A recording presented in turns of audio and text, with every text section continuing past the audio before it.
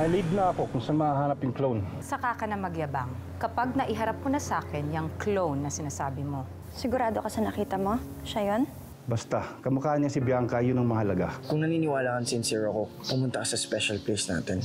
At kapag dumating ka, gusto mo rin ako. Ano, Bessie? Pupunta ka ba? Paano kung nagjo-joke lang siya? Paano kung ngayon lang niya ako gusto? Umuwi daw ang tatay mo. Inatake.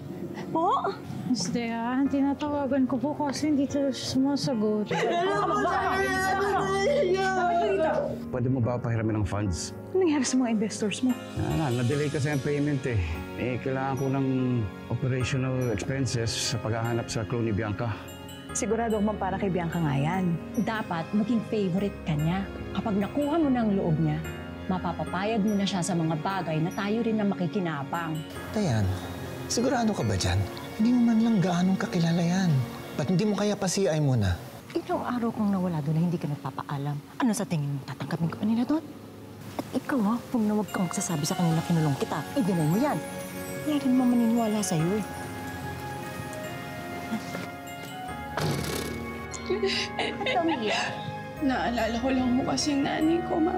Namimiss mo ba siya? Sobra po. May bisita po para kay Hope. Sino daw? Biglang nandito na ako. Sigurado ako. Iimbitahin din niya na dito na ako tumira. Asa si Ralph? Hindi ko po alam. Don't play dumb with me. Well, alam ko namang dumb ka, pero alam ko na alam mo kung nasa si Ralph. Kung saan man po siya pumunta, wala na po akong alam din. Alam ko kasi yung pakiramdam ng mawalay sa anak. Ayoko naman gawin sa inyo yun. Ayoko gawin sa inyo yun, Hope. Kaya kung okay lang sana sa'yo, pwede ka pa dito magtrabaho? Tumawag na sa akin tito kong pulis. Nag-background check siya dito sa Woman Power Agency. Fake yung agency. Nagdali si Hope ng illegal recruiter.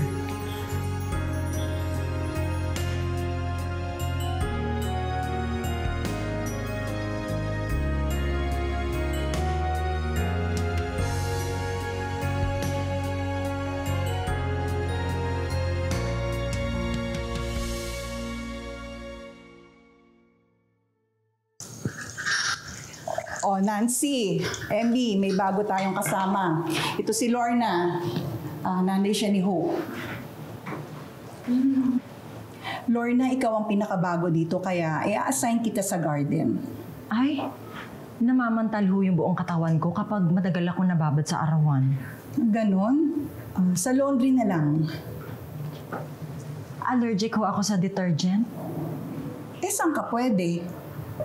Personal made daw ni Ma'am Dayan. Sa kanya lang at wala nang iba. Yun daw ang sabi niya kay Hope. Pero walang sinasabi sa akin si Ma'am Dayan. Yun daw ang assignment ko. Ka-questionin mo ba si Ma'am?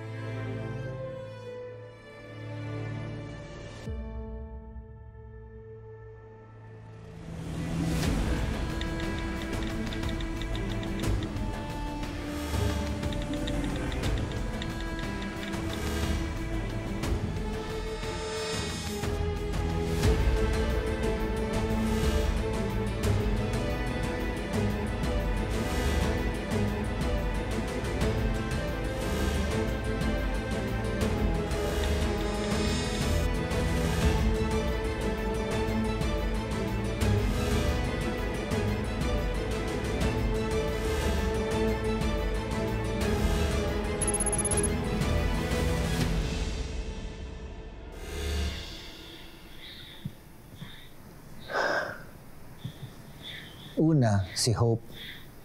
Tapos ngayon pati nanay, hinire mo? Papa, malaki naman po itong bahay, di ba? We can always use another person to help here. Bakit nakatayo lang siya dyan? Wala namang ginagawa. Ang sabi kasi ni Hope, sakitin daw yung nanay niya. Kaya mag-aano trabaho lang yung binigay ko sa kanya. Ginawa ko lang siyang personal mate ko. Dahil lang sa request ni Hope? Hindi mo man lang kilala yung Lorna na yan eh. Papa, kung napalaki ni Lorna ng ganun kabait, kagalang, at ka-trustworthy si Hope. Malamang ganun din siya.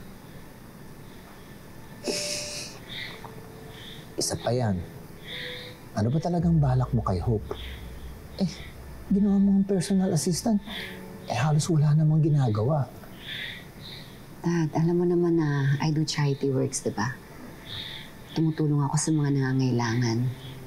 Sa mga hindi ko pa nga kakilala. Ano ba naman i-extend ko yung charity work ko sa taong nagpapagaan ng loob ko?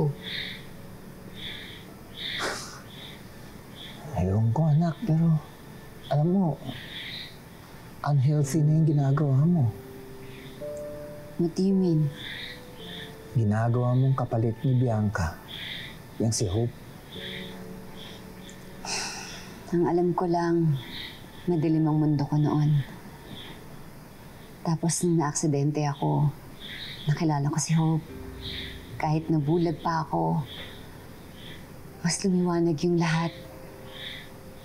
For the first time in years, parang I felt something na masaya talaga ako, Papa. Na naramdaman ko ulit ang pagmamahal ng isang anak at dahil yun kay Hope. Kaya gagawin ko ang lahat para hindi siya umalis dito.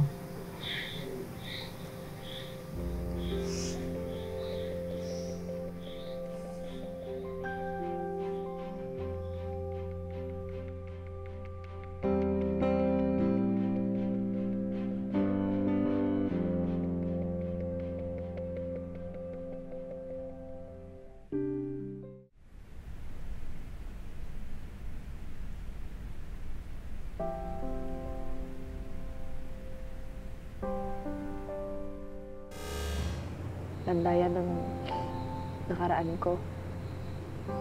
Tanda ng mga tunay kong mga magulang na hindi ko kilala. Umaasa ka pa ba na makikilala mo sila?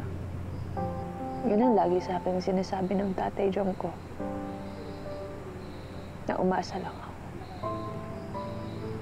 Kaya, ginawa niyan para sa akin. Pero kasi, ilang taon nang nakalipas, wala pa rin nangyayari. Kaya siguro, tinakwil ako ng mga magulang ko kasi hindi nila ako gusto. Hindi nila ako mahal.